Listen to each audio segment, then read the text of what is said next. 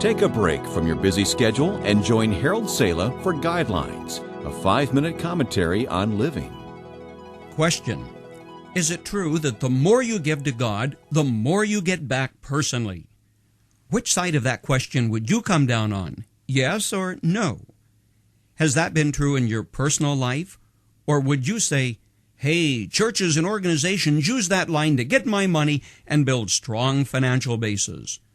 Question number 2. Is there anything in the Bible, I mean in its context and rightly understood, that seems to convey that truth? Did not Jesus himself say, give, and it will be given to you? A good measure, pressed down, shaken together, and running over will be poured into your lap. For with the measure you use, it will be measured to you. Well, did he not mean what he said? Before I answer this tough one, may I tell you about Don Phinney?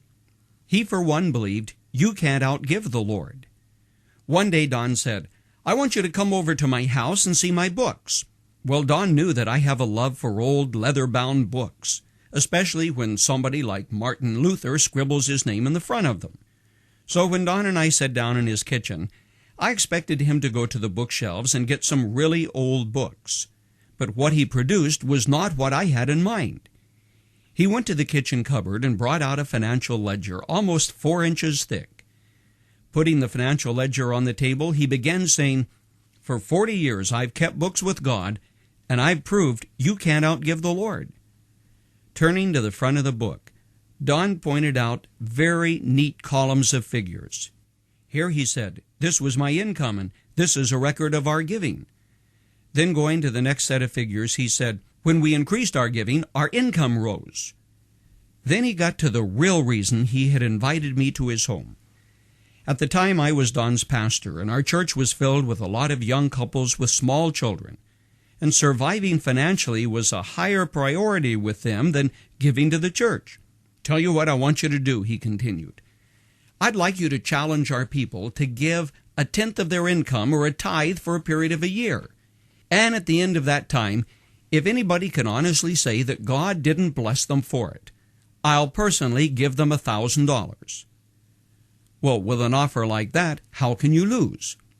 I passed on the challenge, and a considerable number of couples decided to take the test or the challenge. And what happened?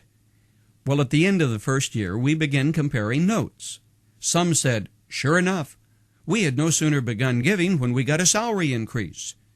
Others said, no salary increase for us, but it was strange. We ended up the year with money in the bank, something that's never happened to us before. And others commented, our old car ran great all year. Never broke down. And before, we were always taking it to the shop for big repairs. Some others reviewed the year saying, almost every year we've ended up spending a lot on doctors and dentists and trips to the emergency room of our hospital. But this year we didn't have any broken bones, and our kids were amazingly healthy. For 3 years running, I made that offer, and not one single person came forward to claim the refund or the rebate, which Don Phinney would gladly have provided anonymously. No questions asked. Honestly, churches would do us a great disservice without bringing us into confrontation with what God says about our resources and about our giving. It is we who would be losers, not the church. Jesus was right, but sometimes the blessing comes in the currency of heaven.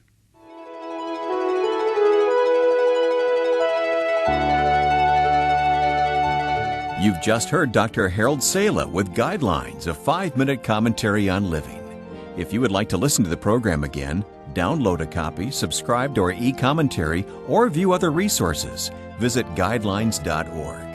We would like to hear from you too. You can email us at info@guidelines.org. That's info@guidelines.org. Thanks for listening, and we invite you to join us again for the next edition of Guidelines.